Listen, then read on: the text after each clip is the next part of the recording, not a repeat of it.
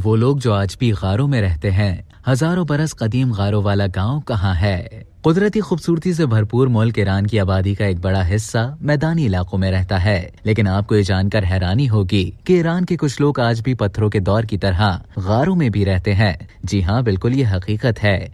Iran के दारुल हुकूमत Tehran से तकरीबन 900 किलोमीटर के फासले पर एक कदीम गाँव आबाद है जिसका नाम मैमंद है।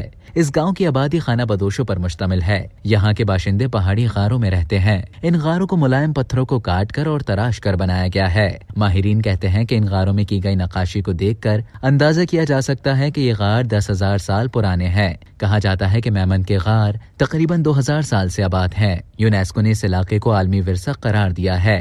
माहिरीन के मुताबिक तकरीबन 10,000 साल पहले पहाड़ों को काट कर 400 गारों को बनाया गया था। इनमें से अब सिर्फ 90 बाकी बचे हैं। गारों में बने मकानात में तकरीबन 7 कमरे होते हैं। इनकी लंबाई 2 मीटर और चौड़ाई 20 मीटर होती है। वस्ती ईरान की ज्यादातर पहाड़ियां खुश्क हैं, इसलिए यहाँ मौसम गर्मा में सख्त गर्मी और मौसम सरमा में सख्त सर्दी होती है। मौसम के मुताबिक यहाँ के लोग इन गारों में रहते हैं। सख्त गर्मी और मौसम खज़ा में लोग छप्पर डालकर पहाड़ों पर रहते हैं। ये छप्पर तपती धूप से उन्हें साया मुहैया करते हैं, जबकि सख्त सर्दी के मौसम में ये लोग इन गारों के अंदर चले जाते हैं। मैमंद गांव के बेशतर अफराद पारसी मजहब के मानने वाले हैं। यहाँ रहने वालों ने इन गारों को मुकम्मल तौर पर तब्दील कर दिया है। आज वहाँ हर तरह की सहूलतें मयसर हैं। इन गारों में बिजली, फ्रीजर और टीवी वगैरह जैसी तमाम सहूलियात मौजूद हैं। अलबत्ता हवा का गुजर इन घरों में बिल्कुल नहीं होता। खाना बनाने पर घर सिया ना हो, इसलिए दीवारों पर काली फिल्म लगा दी जाती है। इससे धुआं दीवार पर नहीं जमता है और आसानी से साफ भी किया जा सकता है।